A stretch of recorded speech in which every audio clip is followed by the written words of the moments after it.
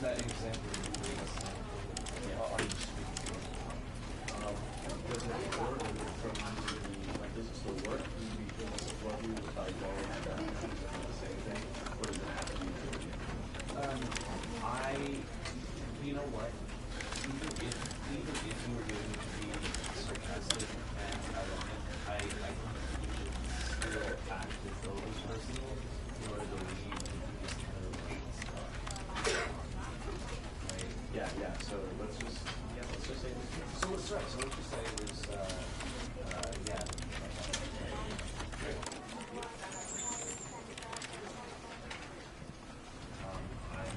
I know that you're the sexist, not me. It was like, yeah, I'm glad you said that. Well, right. Because I wanted to put him down to better. Basically, right. And with that example you gave us, are you speaking? Does it work from like does it still work? Do you feel the support you without going and the same thing? Or does it have to be You know what? Even if you were going to be sarcastic and ironic, I think you should still act as though it was personal in order to leave this kind of stuff. Right? Yeah. So let's just say this. So let's just say it was.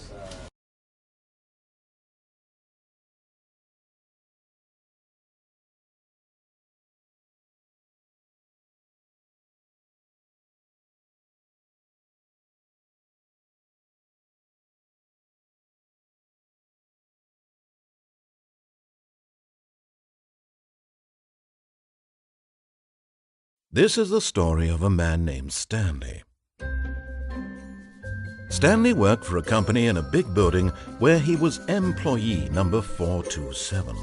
Employee number 427's job was simple. He sat at his desk in room 427 and he pushed buttons on a keyboard. Orders came to him through a monitor on his desk, telling him what buttons to push, how long to push them, and in what order. This is what employee 427 did every day of every month of every year.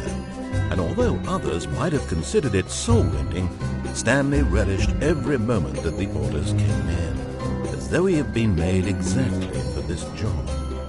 And Stanley was happy. And then one day, something very peculiar happened. Something that would forever change Stanley. Something he would never quite forget. He had been at his desk for nearly an hour when he realized that not one single order had arrived on the monitor for him to follow. No one had showed up to give him instructions, call a meeting, or even say hi. Never in all his years at the company had this happened, this complete isolation. Something was very clearly wrong. Shocked, frozen solid, Stanley found himself unable to move for the longest time. But as he came to his wits and regained his senses, he got up from his desk and stepped out of his office.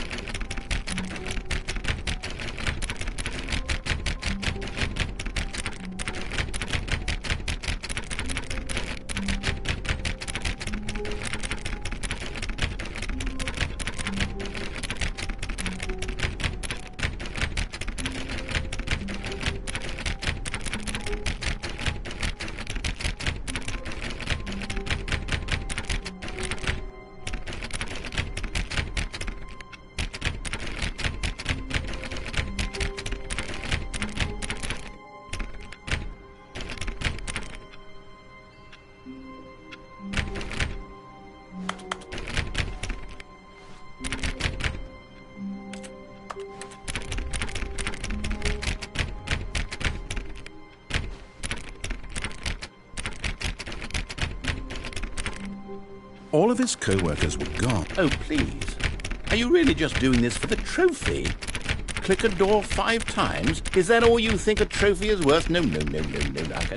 I can't just give these merits away for such little effort. A measly 5 clicks? Now, suppose you were to click the door 20 times. I would say that's the kind of effort that warrants recognition. I have to say, I'm still not feeling the satisfaction of witnessing true effort for a noble cause. Perhaps 50 clicks will do it. Yes, almost certainly 50 clicks.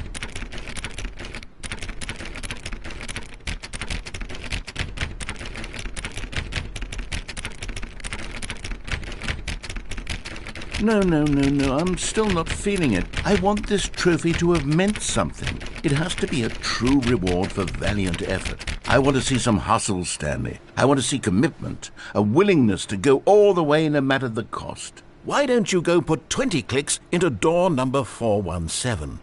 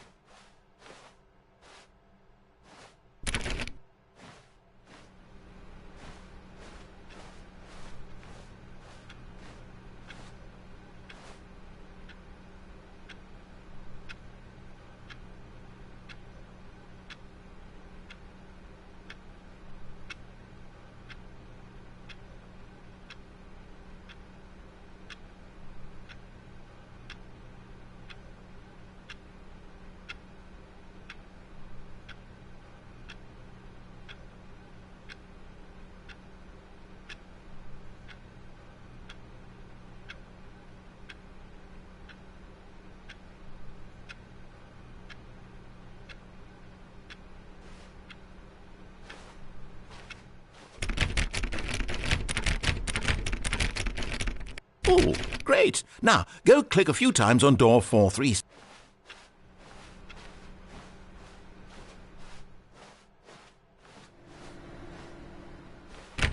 Excellent. I think we're getting somewhere. Now, door 415. Let's give it 10 clicks or so.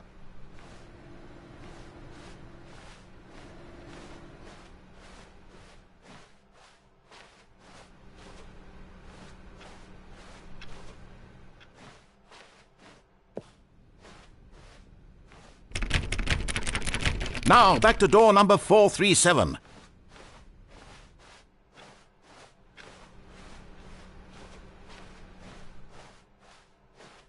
Let's see. How about you click on, well, I don't know, the copy machine?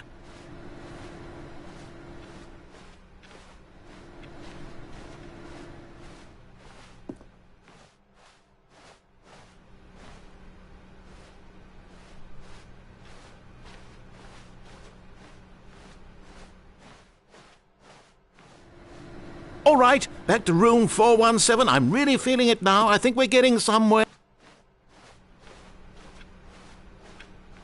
Okay, now go climb on employee 419's deck.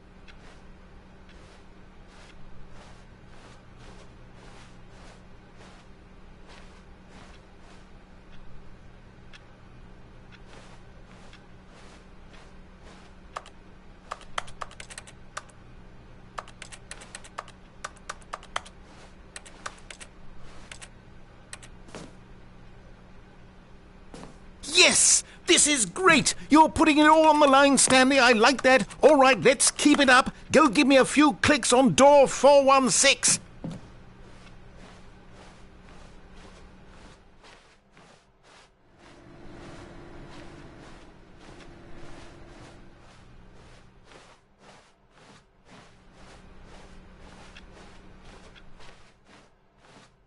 We've almost got it! Now the copy machine, do that one again!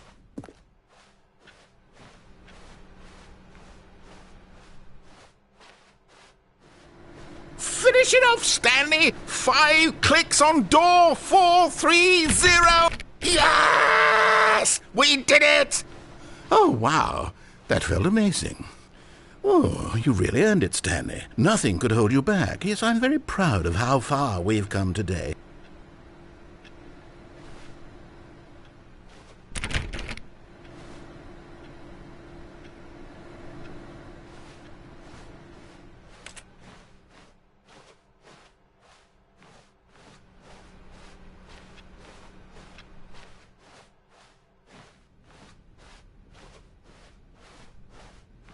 When Stanley came to a set of 2 open doors, he entered the door on his left.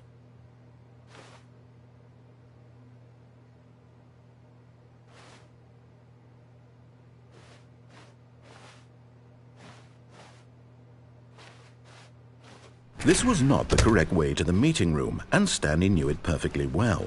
Perhaps he wanted to stop by the employee lounge first, just to admire it. Ah, yes, truly a room worth admiring. It had really been worth the detour after all, just to spend a few moments here in this immaculate, beautifully constructed room. Stanley simply stood here, drinking it all in.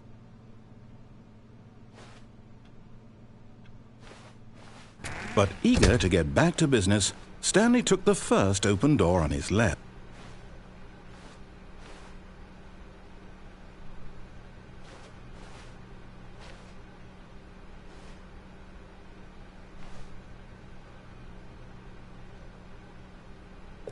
Stanley was so bad at following directions, it's incredible he wasn't fired years ago.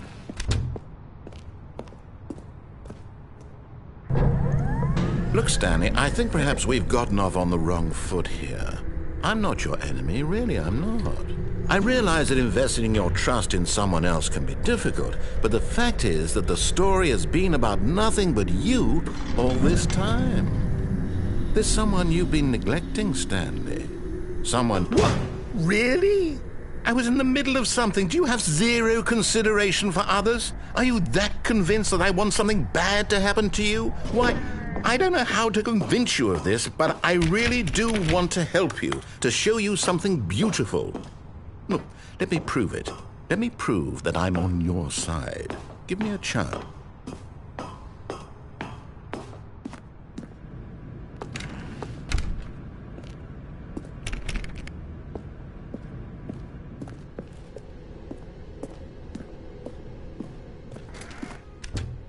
Now listen carefully, this is important. Stanley walked through the red door.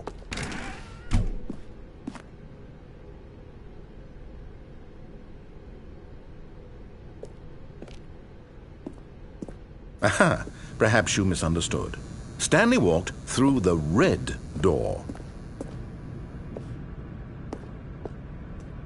I still don't think we're communicating properly. Stanley walked through the red door.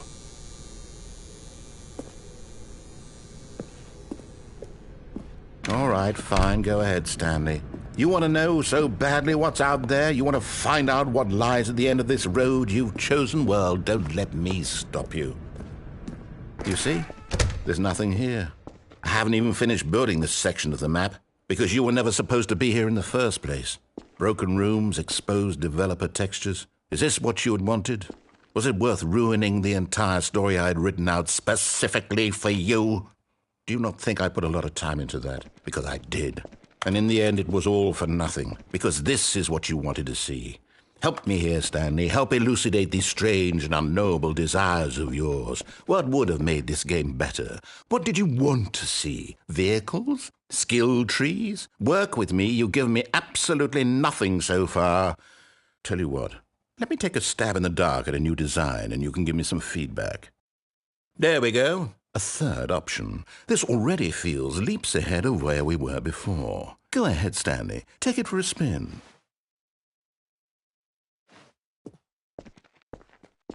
Okay, I'm going to stop you there. Now, tell me about your experience with this new version. Would you say that the game benefited from allowing you more choices?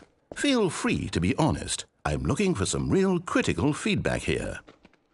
Oh, well, now this is useful. You didn't like it, but you didn't totally hate it either. You enjoyed it, perhaps is the correct term. It didn't cause you excruciating pain. Big steps we've made here today, Stanley. Here, based on the data from your previous playthrough, I've compiled a new version. And to be perfectly candid, I think I've knocked it out of the park with this one. Let's take a look. Now, would you say that competitive leaderboard helped you feel motivated to keep walking through doors? Again, honest answers, please.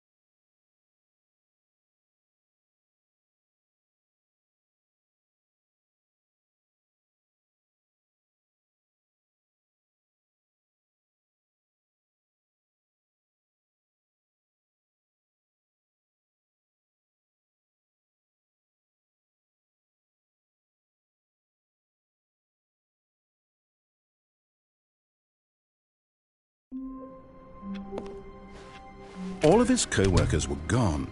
What could it mean? Stanley decided to go to the meeting room. Perhaps he had simply missed a memo.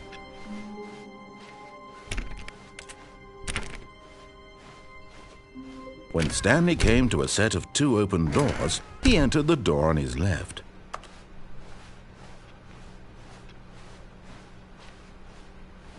Yet there was not a single person here either. Feeling a wave of disbelief, Stanley decided to go up to his boss's office, hoping he might find an answer there.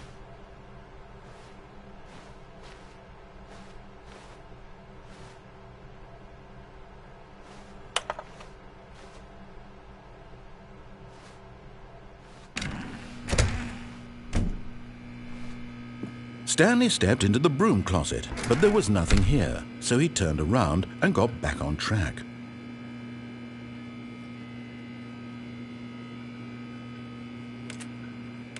There was nothing here. No choice to make, no path to follow, just an empty broom closet. No reason to still be here.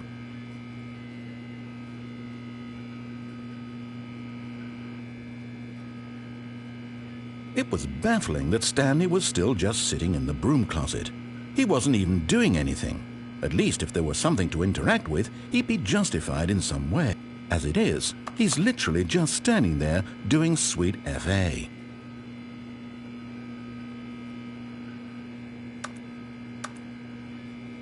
Are you really still in the broom closet? Standing around doing nothing? Why? Please offer me some explanation here. I'm genuinely confused.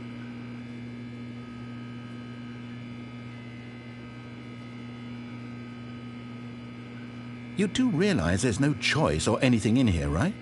If I'd said Stanley walked past the broom closet, at least you would have had a reason for exploring it to find out. But it didn't even occur to me because literally this closet is of absolutely no significance to the story whatsoever. I never would have thought to mention it.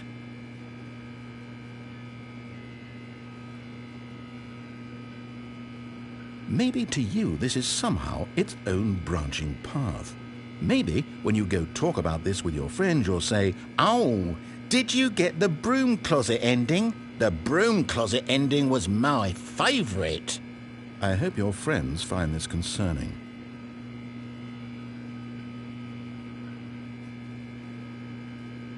Stanley was fat and ugly and really stupid. He probably only got the job because of a family connection. That's how stupid he is. That or with drug money. Also, Stanley is addicted to drugs and hookers.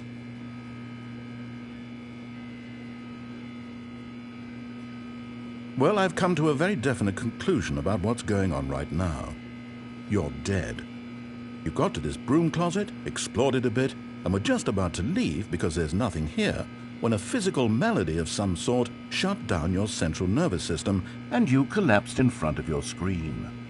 Well, in a situation like this, the responsible thing is to alert someone nearby so as to ensure that your body is taken care of before it begins to decompose.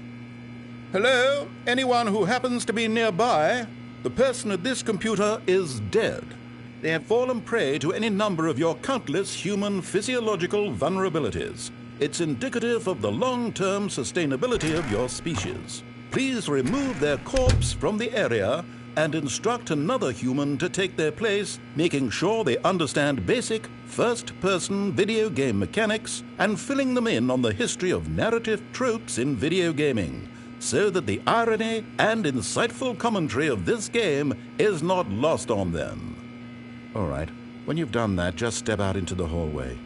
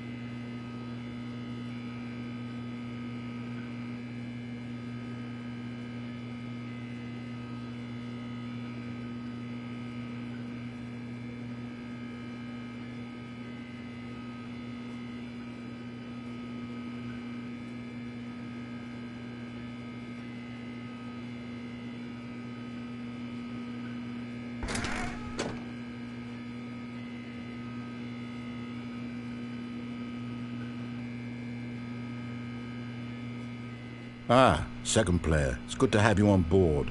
I guarantee you can't do any worse than the person who came before you. You too? Unbelievable. I'm at the mercy of an entire species of invalids. Perhaps there's a monkey nearby you can hand the controls to. A fish? Fungus? Look, you can hammer out the details. I'm not particularly picky. I'll just be waiting for when you're ready to pick up the story again.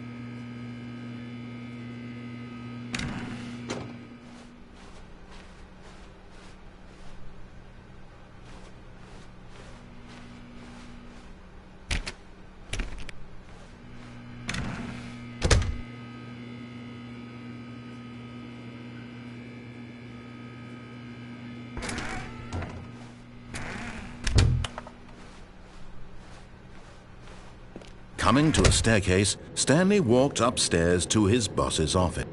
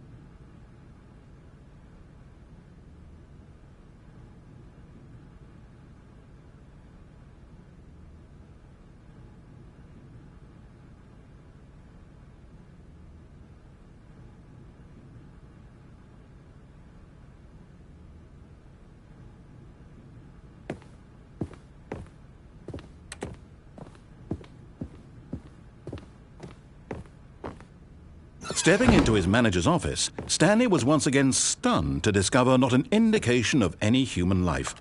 Shocked, Unraveled, Stanley wondered in disbelief who orchestrated this. What dark secret was being held from him? What he could not have known was that the keypad behind the boss's desk guarded the terrible truth that his boss had been keeping from him.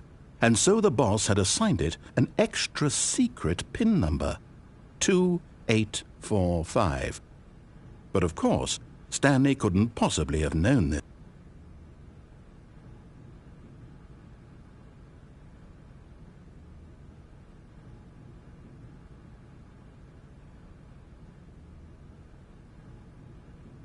Stanley just sat around twiddling his thumbs. Trying to input anything on the device was useless, since he could never possibly know that the combination was 2845.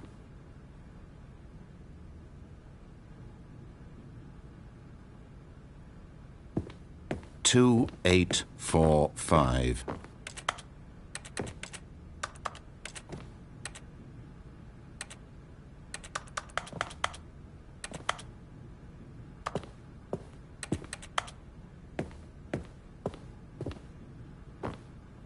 Forgot, but it turns out that the panel's emergency override kicked in, and the door just opened all by itself, and Stanley got the hell along with the story.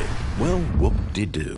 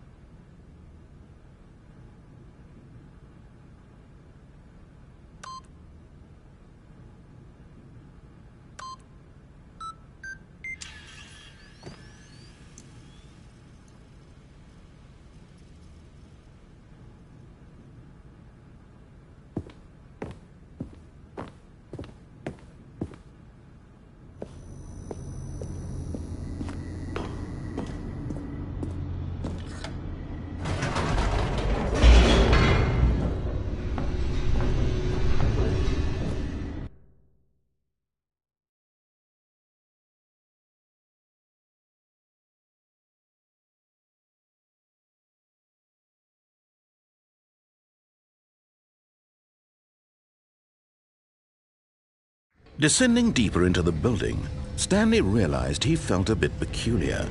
It was a stirring of emotion in his chest, as though he felt more free to think for himself, to question the nature of his job. Why did he feel this now, when for years it had never occurred to him? This question would not go unanswered for long.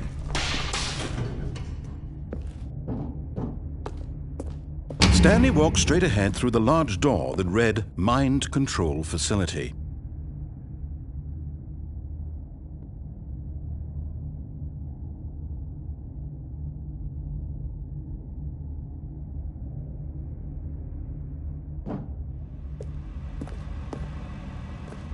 Although this passageway had the word Escape written on it, the truth was that at the end of this hall, Stanley would meet his violent death.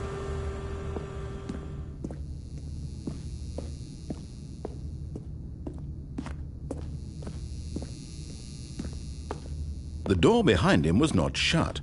Stanley still had every opportunity to turn around and get back on track. At this point, Stanley was making a conscious, concerted effort to walk forward and willingly confront his death.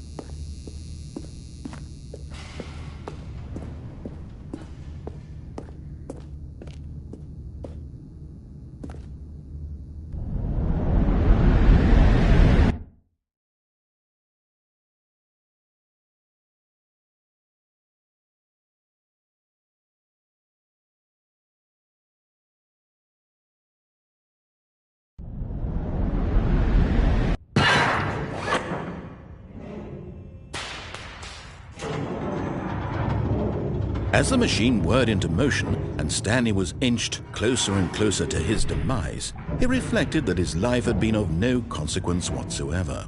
Stanley can't see the bigger picture. He doesn't know the real story, trapped forever in his narrow vision of what this world is. Perhaps his death was of no great loss, like plucking the eyeballs from a blind man. And so he resigned and willingly accepted this violent end to his brief and shallow life.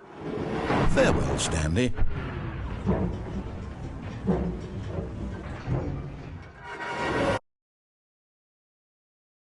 "Farewell, Stanley," cried the narrator, as Stanley was led helplessly into the enormous metal jaws.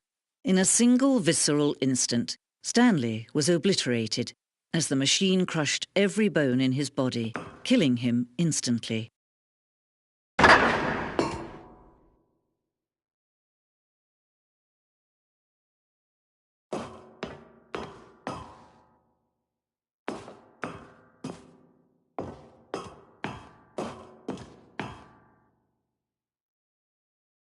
And yet it would be just a few minutes before Stanley would restart the game, back in his office, as alive as ever. What exactly did the narrator think he was going to accomplish? When every path you can walk has been created for you long in advance, death becomes meaningless, making life the same. Do you see now? Do you see that Stanley was already dead from the moment he hit start?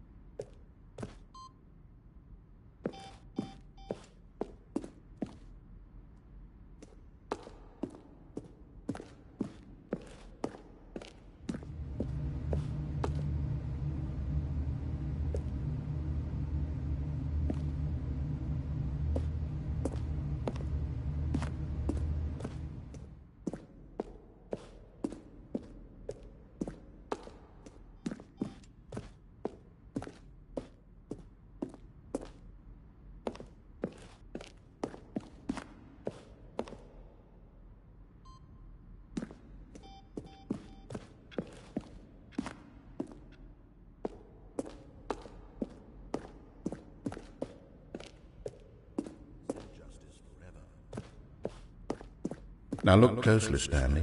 See how it's impossible for the player to do anything in this room? Perfect example of poor level design, textbook mistake. It's the kind of thing you pick up on intuitively if you have even the most fundamental understanding of good and bad game design. But of course, you being you, you'll probably spend the... Now look closely, Stanley. See how it's impossible for the player to do anything in this room? Perfect example of poor level design, textbook mistake. It's the kind of thing you pick up on intuitively. Understanding of good and bad.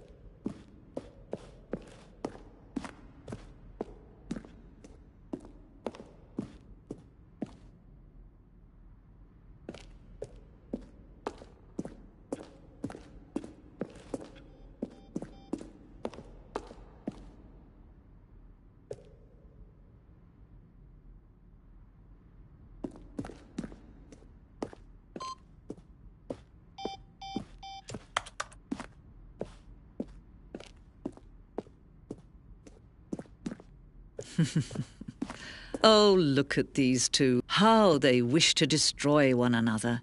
How they wish to control one another. How they both wish to be free.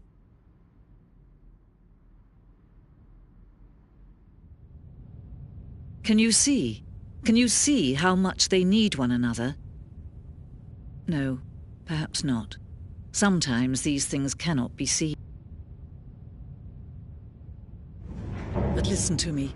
You can still save these two. You can stop the program before they both fail.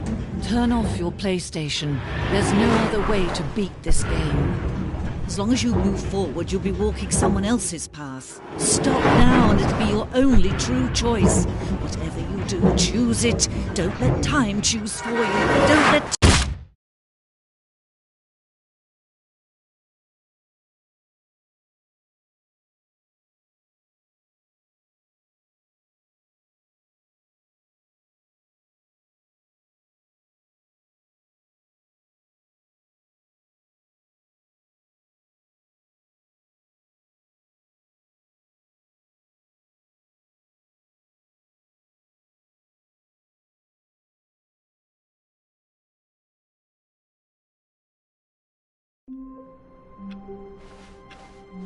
All of his co-workers were gone. What could it mean? Stanley decided to go to the meeting room. Perhaps he had simply missed a memo.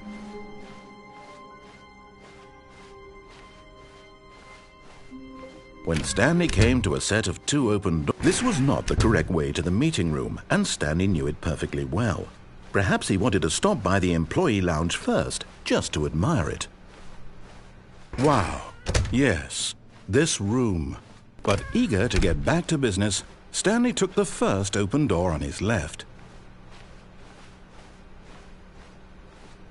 Stanley was so bad at following directions, it's incredible he wasn't fired years ago. Look, Stanley, I think perhaps we've gotten off on the wrong foot here. I'm not your enemy, really, I'm not. I realize that investing your trust in someone else can be difficult, but the fact is that the story has been about nothing but you all this time. There's someone you've been neglecting, Stanley. Someone you... What? Really? I was in the middle of something. Do you have zero consideration for others? Are you that convinced that I want something bad to happen to you? Why, I don't know how to convince you of this, but I really do want to help you, to show you something beautiful. Look, let me prove it. Let me prove that I'm on your side. Give me a chance. Now listen carefully, this is important. Stanley walked through the red door.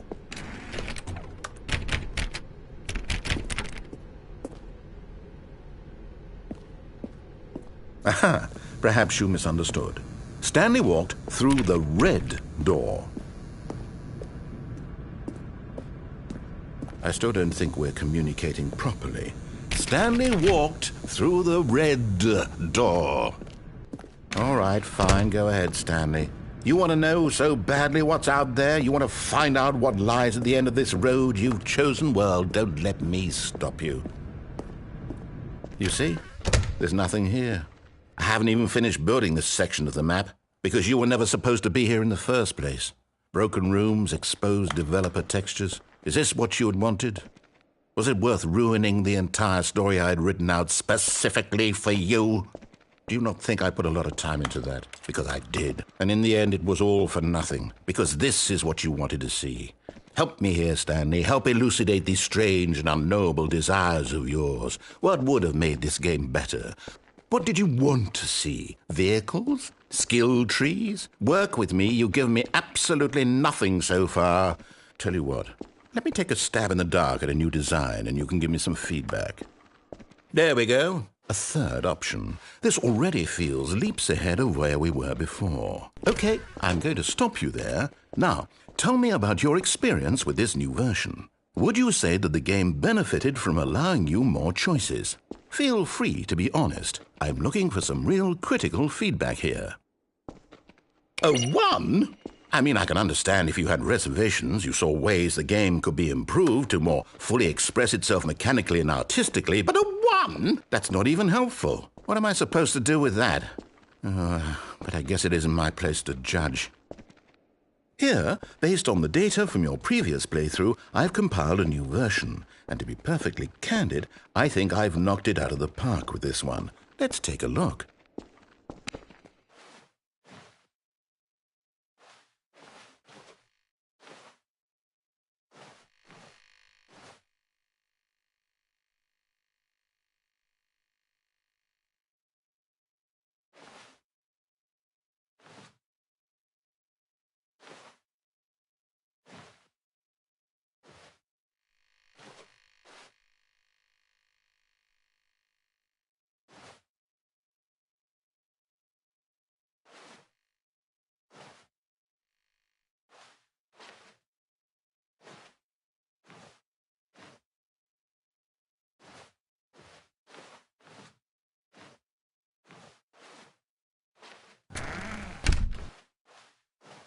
Now, would you say that competitive leaderboard helped you feel motivated to keep walking through doors? Again, honest answers, please. Hey, I nearly forgot. I've got a prototype of a new game I've been working on, and now would be a lovely opportunity to give it some playtesting. You wouldn't mind taking a look at it, would you? Perfect. Let me boot it up.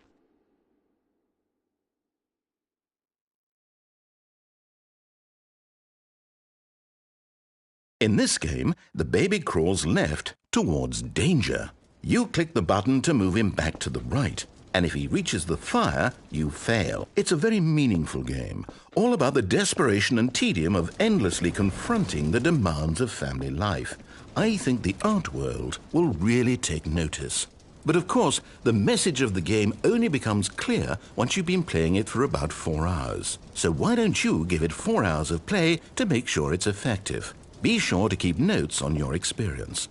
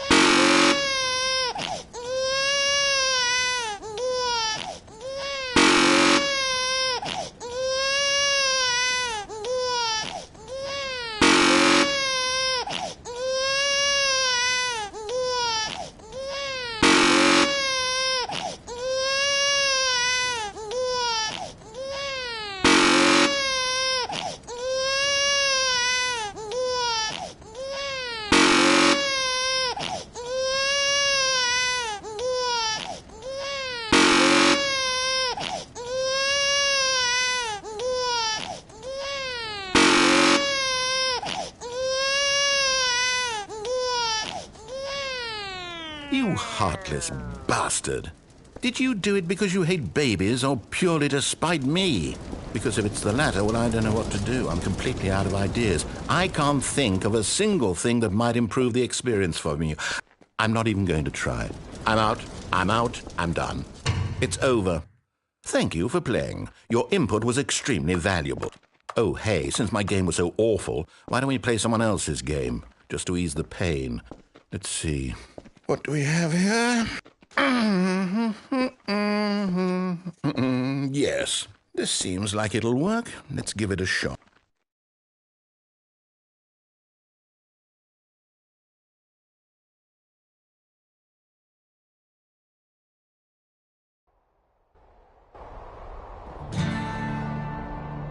Aha! Fascinating. What do you think this game is about, Stanley? What's our backstory? What is our motivation? Well, it seems obvious to me that you are meant to play as a creepy man spying on innocent civilians below you from up high in your creep tower, perhaps for some sort of twisted erotic purpose. Yes, that must be it. What a fascinating venture into the experience of total mental depravity. So far, I love everything about this game, Stanley. And it seems there's even more. Come, let's venture outward and see what else is out there.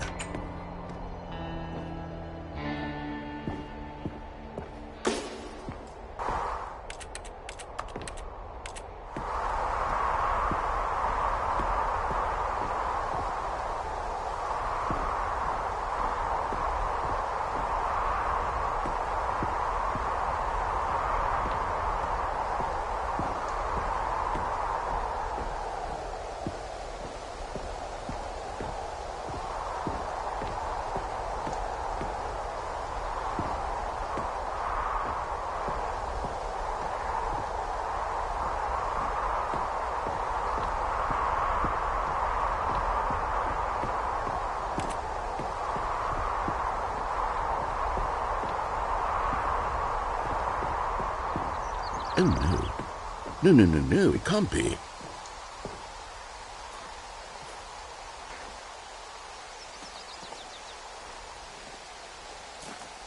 It is. It's an open-world game. Good God, quickly, block it off. Oh, thank goodness, Stanley. What a close call. You nearly wandered off into that thing. That big, open, just wandering around, no right or wrong directions, no path to follow. You can just go in any... Oh, thank heavens we avoided it. We're out of the woods now, Stanley. Okay, I'm going to get us out of here. Let's find another game, preferably something with walls. Something with nice, big, insurmountable walls. Okay, I think this will be just the thing.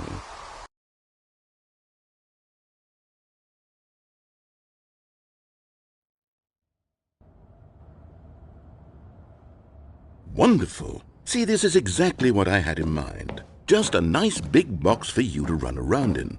There isn't any possibility that you could get lost here. Now this is game design. Stanley, if you manage to get lost in this game, I will be phenomenally impressed. Okay, so what exactly do we do here? Let's see. There are lots of cars here in the back, but obviously there's no racetrack.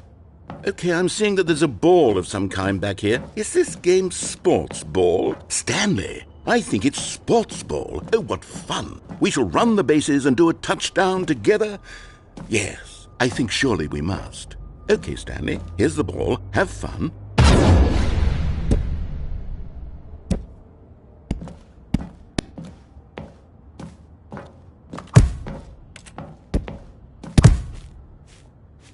Are you doing it?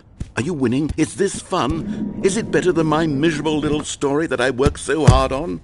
Stanley, I have a thought, and I realize I'm not a sportsologist, but if one ball generates a certain amount of raw adrenal pleasure, then surely multiple balls makes for an even more euphoric sports experience. I'm going to try it out. Here comes another ball.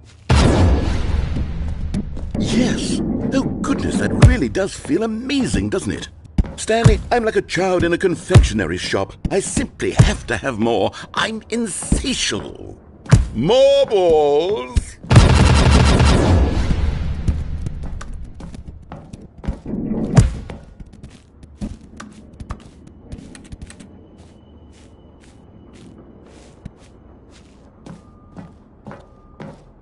Are you enjoying this, Stanley? Are you having fun?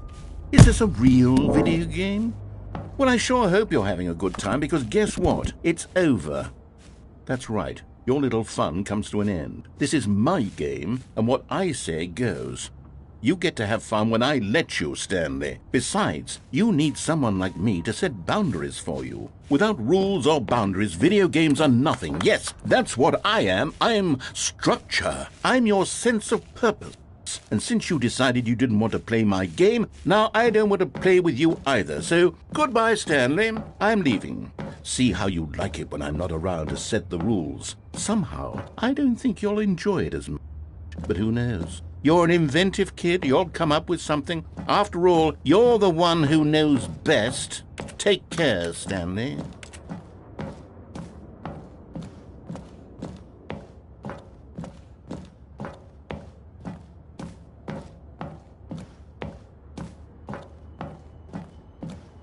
Hold on.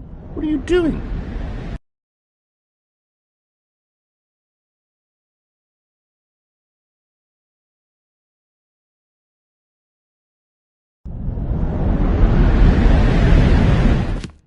Stanley, don't do that. I can't follow you there. I can't help you. How will you write a story without me? You can't do it. You know that. Stanley, come back.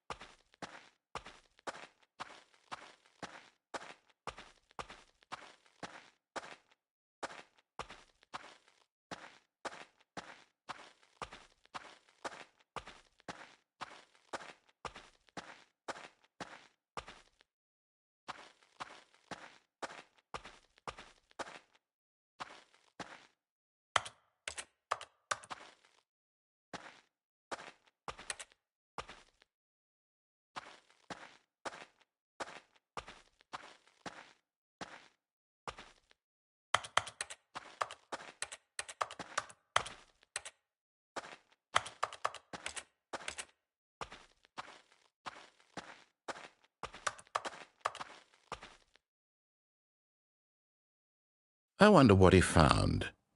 If what he wanted was to be the leading man in his own story, well, perhaps he's gotten it, down in wherever he is right now.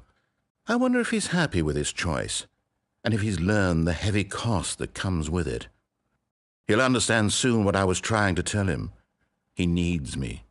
Someone who will wrap everything up at the end, to make sense out of the chaos and the fear and the confusion. That's who I am.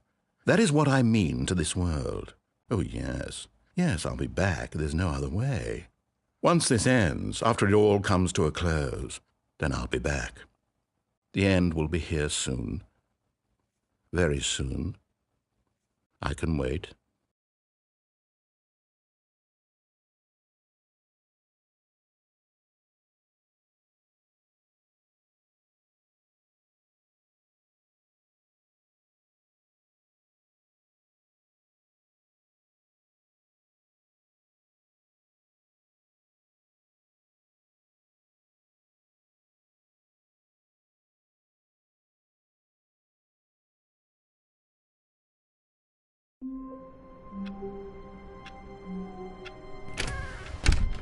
But Stanley simply couldn't handle the pressure. What if he had to make a decision? What if a crucial outcome fell under his responsibility? He had never been trained for that. No. This couldn't go any way except badly. The thing to do now, Stanley thought to himself, is to wait. Nothing will hurt me. Nothing will break me. In here I can be happy forever. I will be happy. Stanley waited. Hours passed, then days. Had years gone by? He no longer had the ability to tell. But the one thing he knew for sure, beyond any doubt, was that if he waited long enough, the answers would come. Eventually, someday, they would arrive. Soon, very soon now, this will end. He will be spoken to. He will be told what to do. Now it's just a little bit closer. Now it's even closer. Here it comes.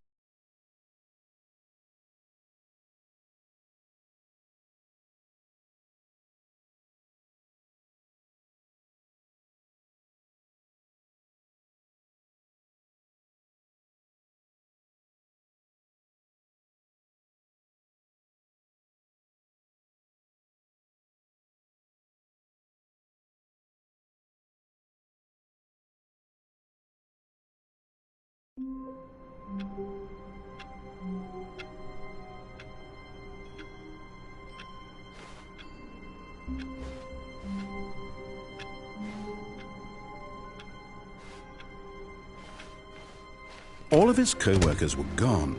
What could it mean? Stanley decided to go to the meeting room. Perhaps he had simply missed a memo. No matter how hard Stanley looked, he couldn't find a trace of his co-workers.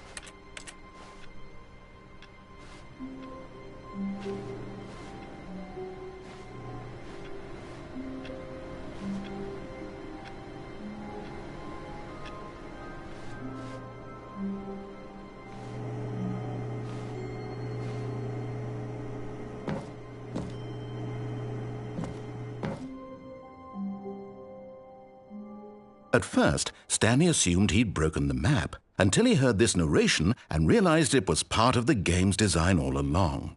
He then praised the game for its insightful and witty commentary into the nature of video game structure and its examination of structural narrative tropes. So, now that you're here, what do you think? Isn't this a fun and unique place to be? Why don't we take a minute just to drink it all in? Okay, I'm over it now. What do you think? Are you sick of this gag yet? Ah, then in that case we'll continue. But now, here comes the real question. What do you think would have happened if you had told me that you wanted this to stop? Do you think it would have been particularly different? Would I have taken the same idea but rephrased it superficially to fit that answer? Perhaps you never would even have thought of it if I hadn't brought up the issue in the first place. Oh, now think about it. Will it be worth it for you to restart and then come back here just to do the other option? Clearly, this whole gag takes some time. What if the other option is even longer? How long will you spend in total just to have heard all the narration? Oh, and this is rich. Perhaps you've just played the other option, and now you've come to see what happens in this one. So, what do you think? Which choice was the better one? Imagine if you had selected Continue on your first playthrough, how tantalizing it would be not knowing what happens when you pick the other option. Indeed, you are one of the lucky ones. Though if the other option is really miserable to listen to, then perhaps you're not. In fact, I'm just going to say that no one who's listening to this is lucky.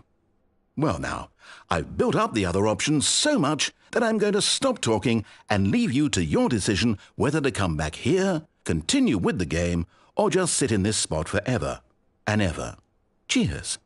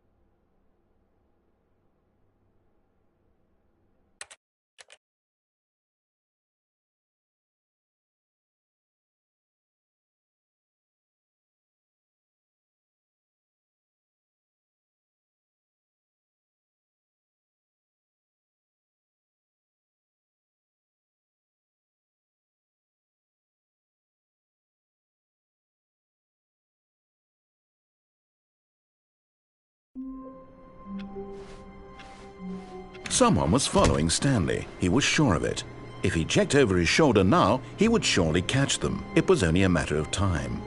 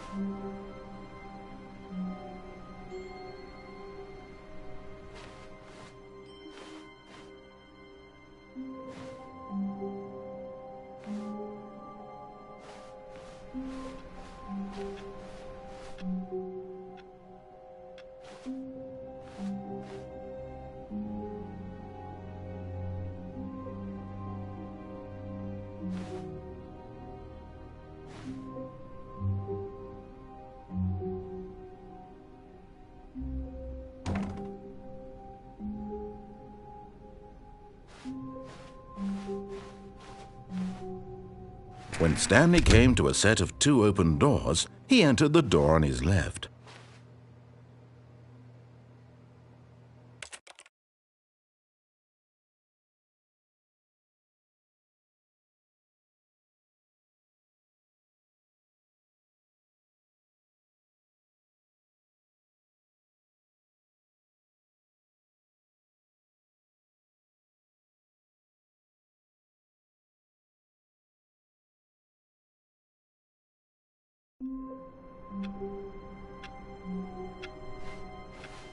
All of his co-workers were gone.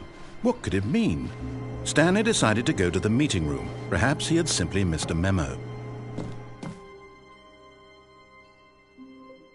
At first, Stanley assumed he'd broken the map, until he heard this narration and realized it was part of the game's design all along. He then praised the game for its insightful and witty commentary into the nature of video game structure and its examination of structural narrative tropes. So, now that you're here, what do you think? Isn't this a fun and unique place to be? Why don't we take a minute just to drink it all in? Okay, I'm over it now. What do you think? Are you sick of this gag yet? Well, I don't know how to say this politely, but you could literally just restart the game any old time you want, like right now. You could have done it just then. Now would also be an appropriate time to quit. Any of these points and so many, many more, all of them are appropriate. I'm enjoying what seems to be an internal conflict going on where you are literally unable to act on your own desires to restart the game. So, just to push the envelope, I'm going to try and make this as miserable as possible and see how long you can maintain. There once was a man named Stanley, who people considered so manly. But the truth must be told, he was not very old and was quite particularly gangly. What Stanley liked most was buttons.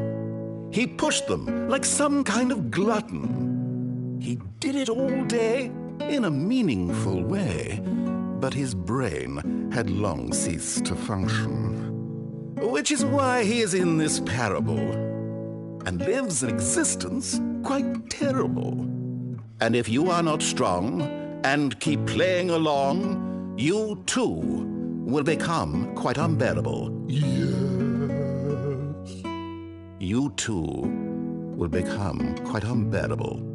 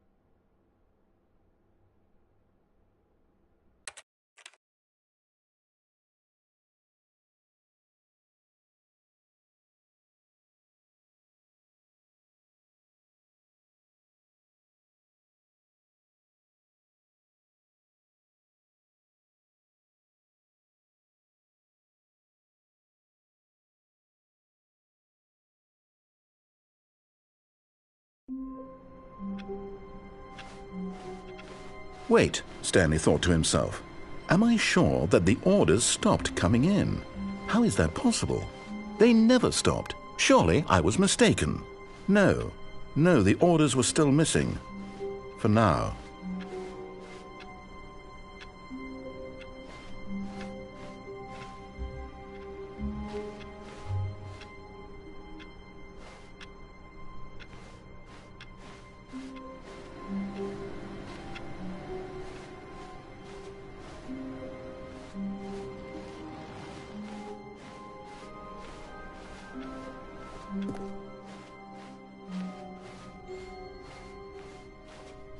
When Stanley came to a set of 2 open doors, he entered the door on his left.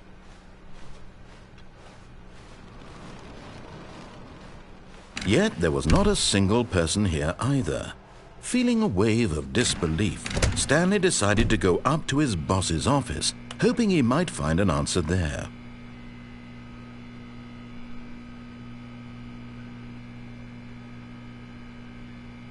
Oh, no, no, not again. I won't be part of this. I'm not going to encourage you. I'm not going to say anything at all.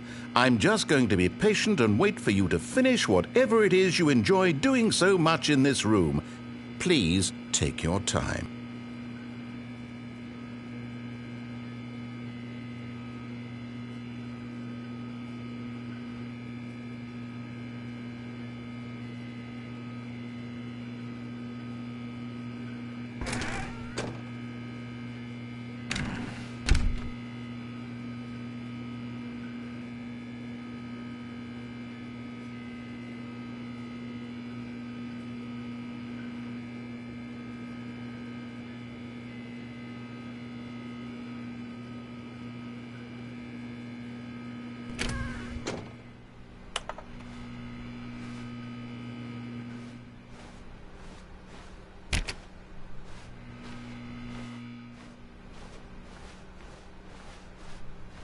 Coming to a staircase, Stanley walked upstairs to his boss's office.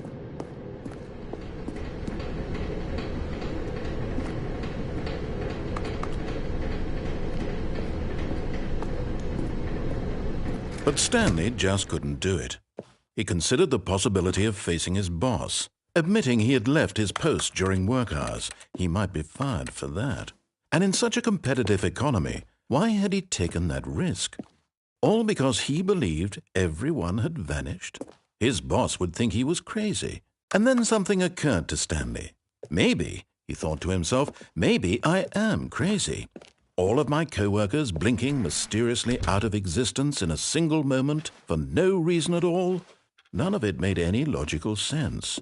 And as Stanley pondered this, he began to make other strange observations. For example, why couldn't he see his feet when he looked down?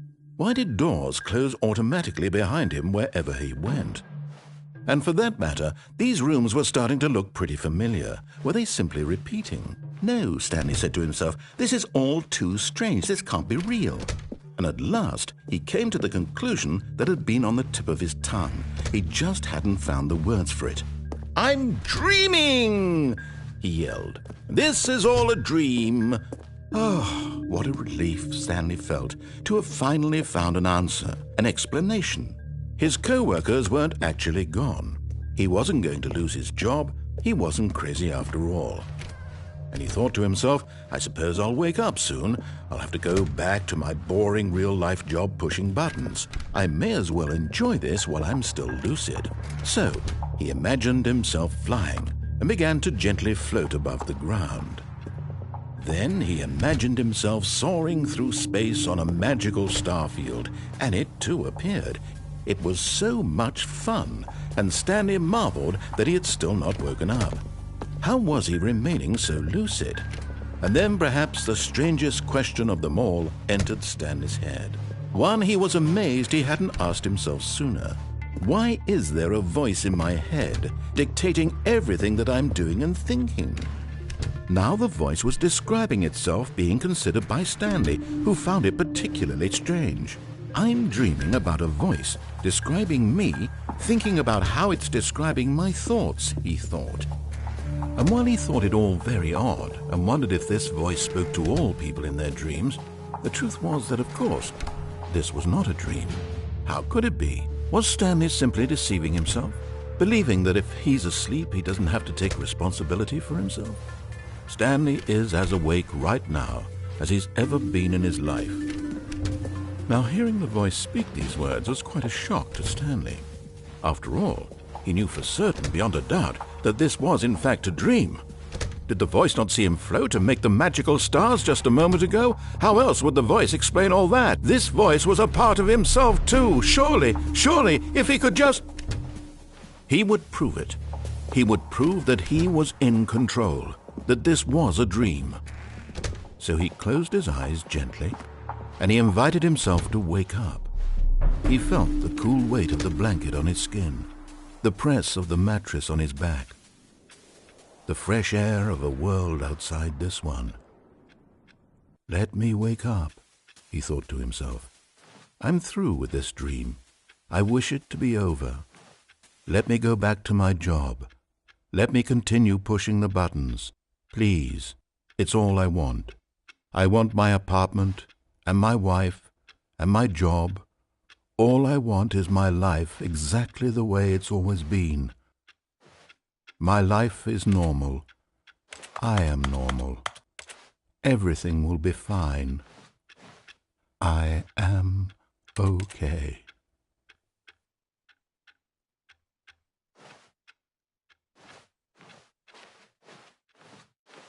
Stanley began screaming. Please, someone, wake me up. My name is Stanley.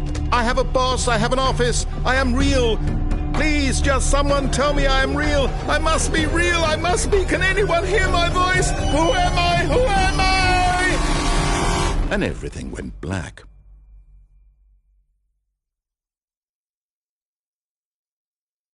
This is the story of a woman named Mariella. Mariella woke up on a day like any other. She arose, got dressed, gathered her belongings, and walked to her place of work.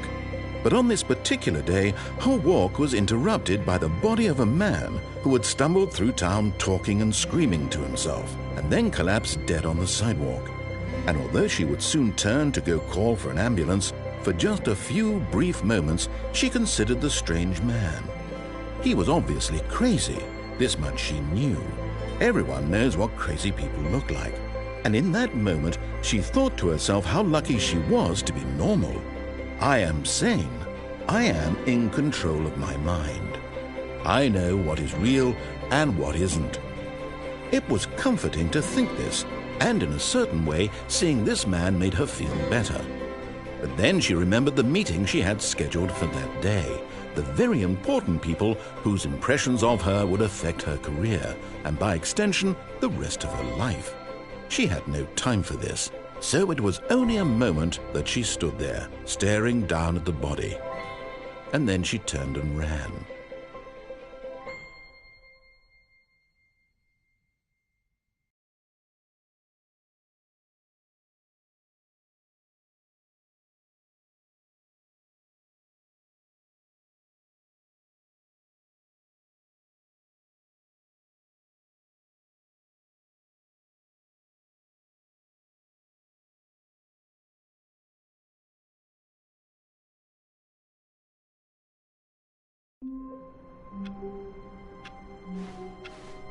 All of his co-workers were gone.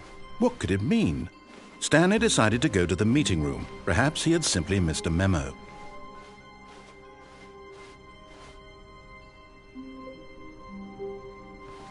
Oh, new content?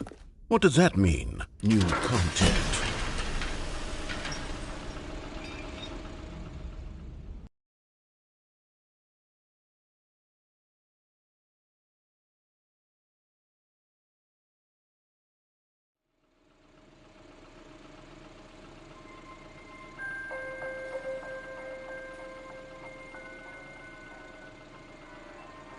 Hello, and thank you for playing The Stanley Parable Ultra Deluxe. As you may know, The Stanley Parable was a video game released in 2013 on home computers.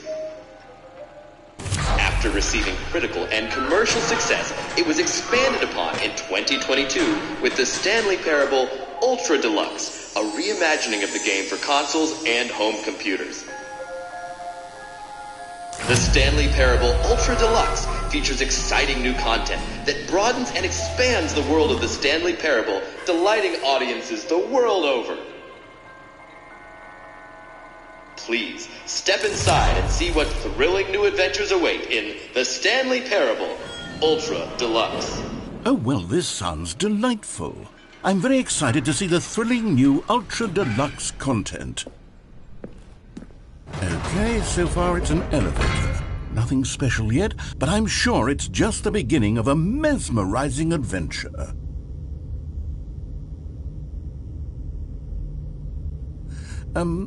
Is it broken? What's going on here? Should we be moving somewhere or... Oh, there we go. All right, finally, at long last, it's on to the new content. I've never been more ready. Let's do it.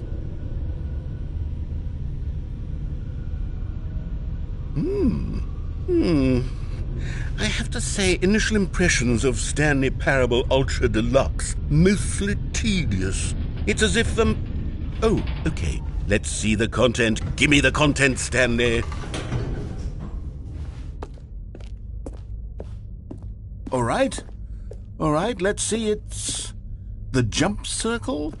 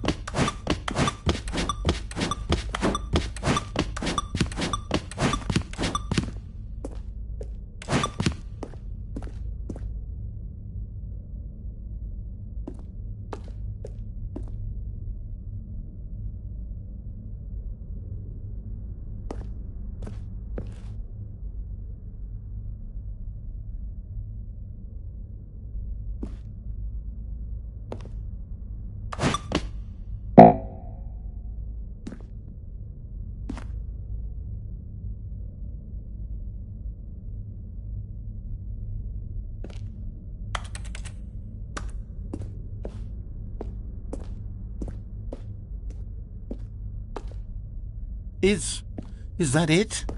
Surely that's not all the new content. There has to be something else, right? Goodness, another elevator. Stanley, I have to say, initial impressions of this game are not positive. It's just elevators and jumping. Is this what passes for exciting new content? If this is new content, then I could just read you the whole dictionary. There's 20 hours of new content right there. Hell, I could count to 30 trillion. You could put that on the box. The Stanley Parable Ultra Deluxe, now with over 1,000 hours of new content. And if... Oh, wait. There's more. Very good. Yes. I knew there had to be something else. Let's see it. I'm ready for whatever it is. That's it? Oh, you've got to be kidding me. You see, Stanley? This is what happens when greedy video game developers with no respect for their fan base rush a cheap expansion to market for no reason other than to make an easy dollar. And don't get me started on the level of craftsmanship that's gone into it. In fact, I'm looking right now at the game's trophies, and it's hard to believe one of them actually says, "Test trophy, please ignore." What quality assurance department signed off on this? I'm infuriated and I'm offended, and I intend to find these people on Twitter and hold them personally accountable. It's my fault, Stanley. I built up too much anticipation around the new content, I'm afraid. It could never have lived up to such expectations. If you're still with me, why don't we just reset the game, and we'll try to get back to what the Stanley Parable is really about. No frills, no gimmicks. Just you and me having a great time together like always. What do you say, friend?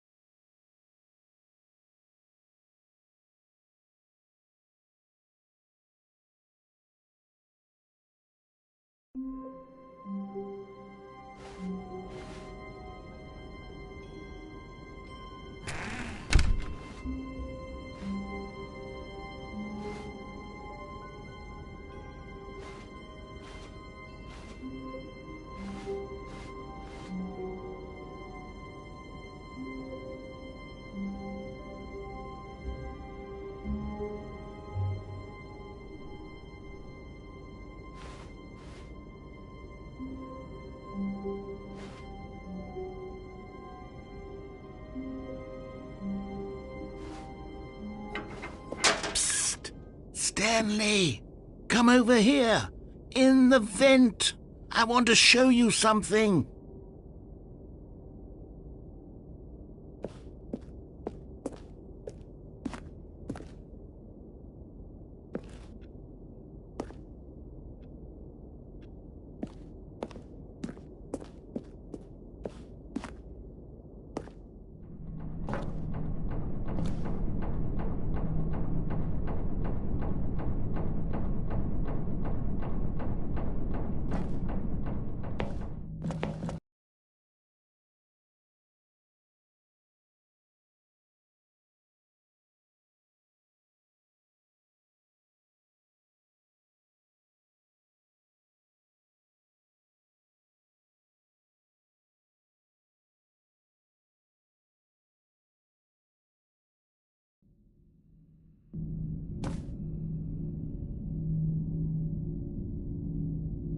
Okay, you remember how cheap and unsatisfying the new Ultra Deluxe content turned out to be? Well, it got me thinking about the past, and how much better the Stanley Parable used to be. So I made something special and tucked it away here where the game's developers won't find it. Just our little secret. Take a look.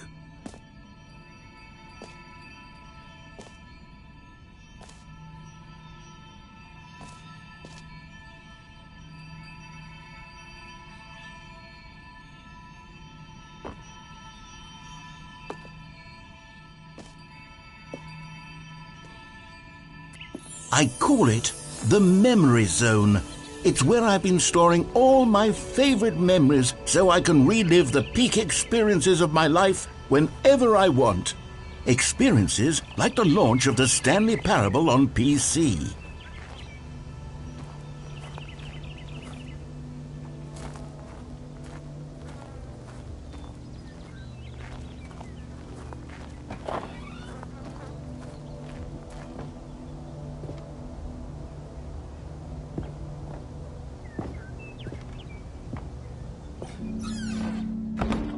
You see, Stanley, doesn't the Memory Zone remind you of how wonderful Stanley Parable was before it was sullied with a cheap PlayStation port? Remember back in October of 2013, when the game originally launched? Back then, video games had integrity. Back then, it all meant something. Oh, the waste.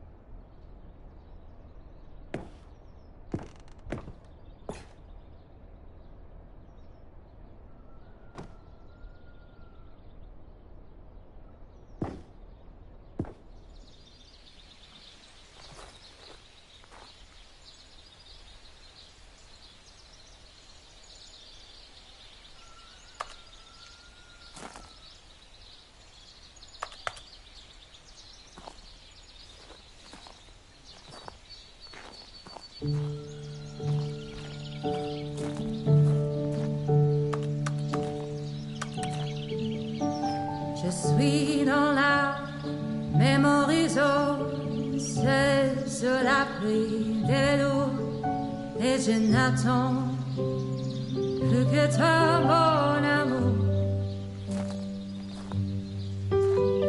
C'est là, dans la mémoriseuse, où je me remémore les jours où je t'ai rencontré, mon amour. Mais ici, c'est aussi où je me souviens de la sortie de The Stanley Parable. And over here is where I keep reviews of the Stanley Parable. Like this stunning triumph of games journalism, 10 out of 10 from Destructoid.com. James Stephanie Sterling writes, and I quote, "Where so many games that aspire to be more than games end up less than any form of art, Stanley Parable strives and then succeeds to be every game ever created." Did you hear that, Stanley? Every game ever created. That's how grand and all-encompassing the original Stanley Parable was. It was literally every game ever created. It was Skyrim, it was Persona 3, it was all of them, and now it's nothing. It's no games at all. It isn't even the Stanley Parable anymore. It's just a husk now, a lifeless husk with an hour of new elevator content.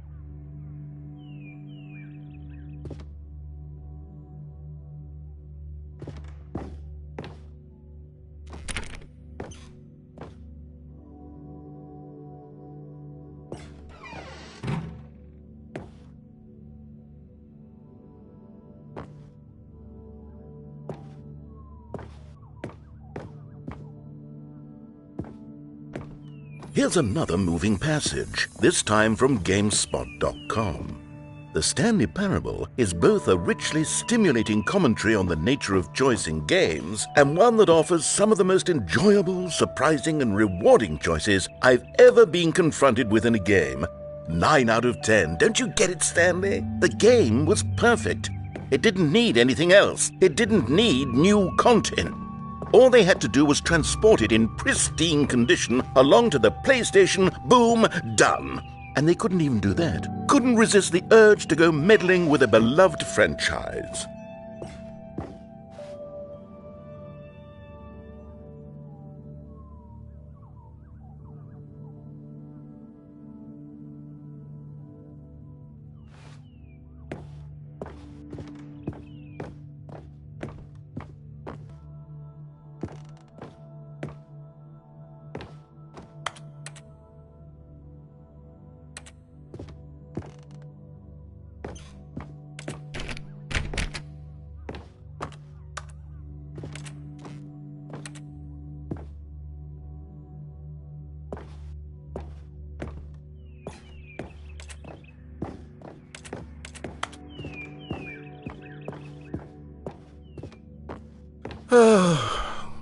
These were simpler times, Stanley.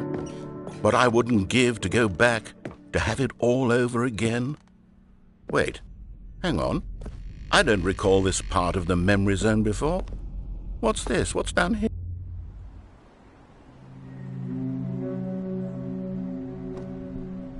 Oh no, oh God, no, Stanley. It's a collection of reviews from Pressurized Gas, the extremely popular online storefront for computer games. I haven't looked at these in years. I can't even imagine what's been collecting down here. Surely these reviews were glowing as well, weren't they? Honestly, I could not be bothered to play this game to full completion. The narrator is obnoxious and unfunny, with his humor and dialogue proving to be more irritating than entertaining. Unfunny! I'm not trying to be funny. I'm trying to make a serious work of art. I suppose I could write up a handful of gags to insert into the Stanley Parable, but the game is already such a densely layered web of profound philosophical insights that I can't even imagine where I'd have the room to stick them.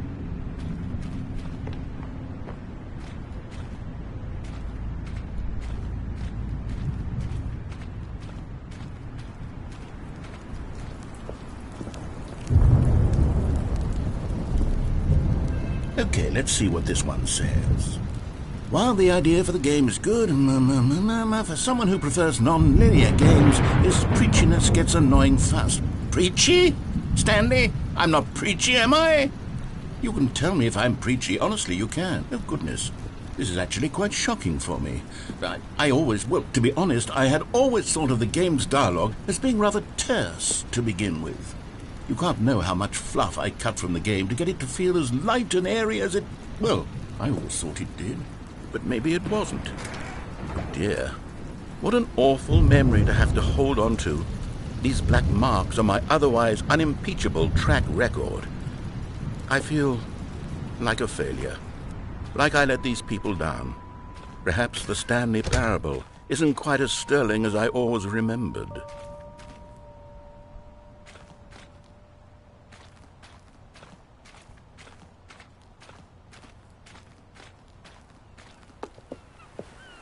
What's this one got to say?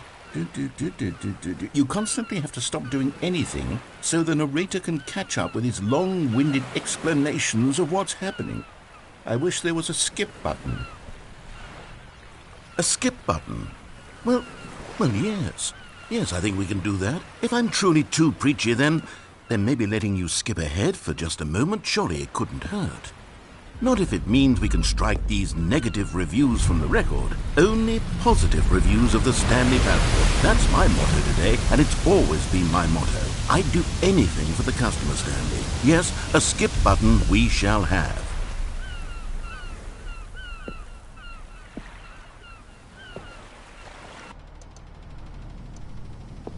And here it is. Go ahead and give it a shot. I'll pop you forward in time so that the second my incessant droning starts to bore you, with just the push of a button, you'll have zipped right past it. It's what the players have been asking for, and I'm very proud to have delivered. No more listening to me rambling on and on and on. No, no, no, no. The Stanley Parable is a game for the people. And if the people want silence, then by goodness, that's what they're going to get. Well, don't sit around waiting for me to shut up. Go ahead and make me shut up. Here, we'll pretend that I've just begun an interminable monologue, and it goes something like this. The story and the choices, or what have you, and therefore by becoming it is, so on and so forth, until inevitably we all until the end of time, at which time everything all at once, so, now you see, blah blah blah blah blah blah blah blah blah blah blah blah blah blah blah. We've eaten too much and it can't be just yet, no, until 245. But the logic of elimination working backwards, the deduction therefore becomes impossible to manufacture. It went on for nearly 10,000 years, until just yesterday, here and there, forward and back, and never a moment before lunchtime. It can't be. It's the only thing there is. How many billions left until so much more than forever ago? Which is why I say, the story and the choices, or what have you, and therefore by becoming it is, so on and so forth, until inevitably we all until the end of time. Oh, you're back, you see. You were only frozen in time for a few minutes, but it was plenty of time for me to deliver a long, rambling monologue full of unnecessary verbal flourishes and lengthy ruminations on the nature of choice in video games. Of course, I happen to believe it was perhaps one of my more profound such ruminations. Not that, of course, you need a description of it, but if I had to describe it, I'd say it was perhaps less of a rumination and more of a treatise. Or maybe a manifesto. Look, I'll outline it for you very briefly, and you can tell me what you think. Okay, so my theory is that any choice you've ever made is simply a series of choices made by the person who you are, or were, or will be at the time of having made said choice. That is to say, if by articulating a choice you've already made, you bring that choice into being, then by making no choice and saying nothing, are you not simply erecting in the sanctuary of time a monument to every person you've ever been, making every choice to which you've ever given your Well, there's sport. You really did catch me rambling on a bit, didn't you? But that's the power of the button. The minute I start to go off on a thoughtless display of self-absorption, it's right at your fingertips to go poof, and it's all over. I can't wait to see what Cookie 9 will say about this, and whether they'll edit the rating of their pressurized gas review, or at least change some of the wording, perhaps. To be honest, I don't even know if one can change their review in the first place. I guess I should become better educated on how exactly pressurized gas works. Perhaps that would have been a smart thing to check on before I went on about this whole exercise of making the skip button. Although I have to imagine that after seeing this exciting new technology at work, surely whoever it is who runs pressurized gas will instantly run out and implement a new feature to make it possible to edit one's review merely because of this very situation. Yes, I think that's quite likely. Or perhaps they'll simply grant this particular user the ability to change their review so that the feature is not widely abused. Look, I would even be okay with pressurized gas altering this particular review so that it reads as something more beneficial. Something along the lines of, this game is the best game. Let me start over. How about this? From the ashes of depravity rises the phoenix of quality.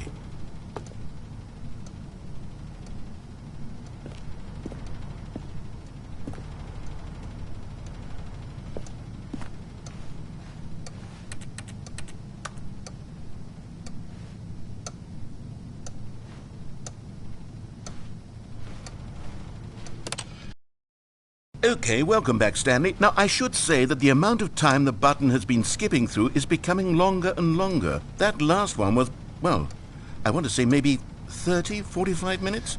It's not unendurable by any means, but there's really only so much I can ramble on to myself about. I know, it's shocking, isn't it? But at any rate, I do suggest that we not press the button again. I think the skip button has been aptly demonstrated, and we can say goodbye to it and just... Wait. How do we get out of here? Where did the door go? Wasn't there a door that led into this room? I do feel quite certain that there was one here before. How else would we have gotten into the room in the first place? I don't think one can enter a room without a door of some sort, or a window or something like that. Do you see a window anywhere? A porthole?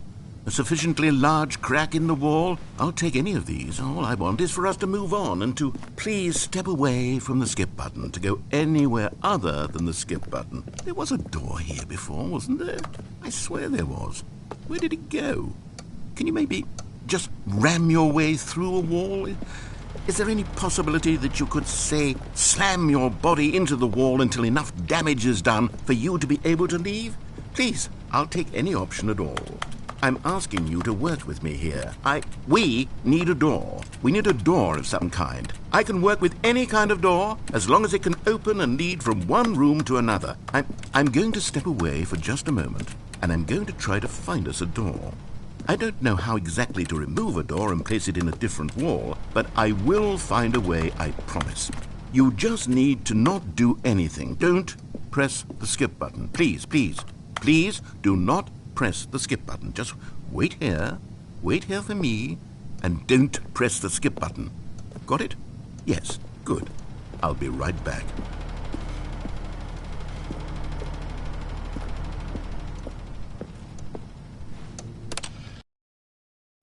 Stanley, please don't push the button again. It's been 12 hours.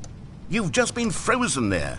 I don't know why the skips are getting longer, but they're really, truly getting longer, and my God, there's no way out of the room. Stanley, the door is gone. It's completely gone.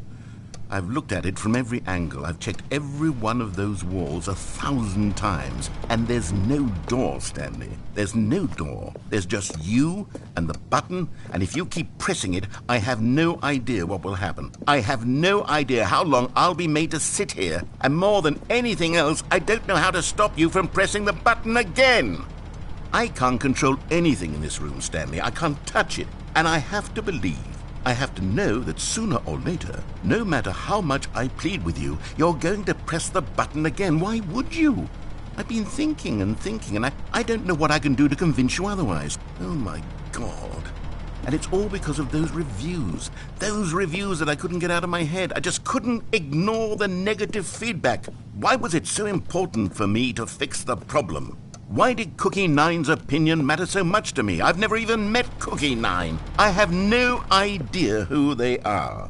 What would it ever really matter? But here I am. I'm fixating on every tiny negative thing that anyone ever says about me. The merest mention of one of my imperfections, and I become as impetulant as a child. Wild and impulsive. I can't help myself.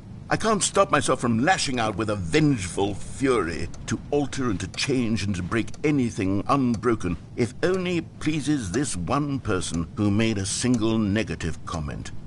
What does such an impulse serve? For whose benefit is this? And here I am now, stuck in a room, waiting for you to press this button, and to become frozen in time, knowing that you're going to do it, and that I'm going to be stuck all alone, and that I had the power to prevent it all from happening, if only I'd held my tongue. It's all out of my control now. Just you. Just your decision as to exactly when you're going to make me suffer, to leave me all alone. Surely you will. I don't doubt it. Surely you'll press that button again, leaving me here. And surely you'll put your own desire to see what's next ahead of my need for company, for companionship. Surely you'll not be moved by my howls of fitful anxiety, that you sit with me and just stay here. Oh, no, I know you too well. You'll be leaving me. Oh, my God. And it's all because of those reviews that I couldn't get out of my head. I just couldn't ignore the negative feedback. Why was it so important for me to fix the problem? Why did Cookie Nine's opinion matter so much to me? I've never even met Cookie Nine. Oh, Stanley, you're back. You're back. Oh, my goodness. I have someone to talk to again. Stanley, I think it's been a week. Or 2 weeks. I've been sitting here all that time. Just sitting here. Not a single person to speak with. And you'd think that that's just how it's always been, right? Me talking and you saying nothing. Would you think that it's exactly the same as always?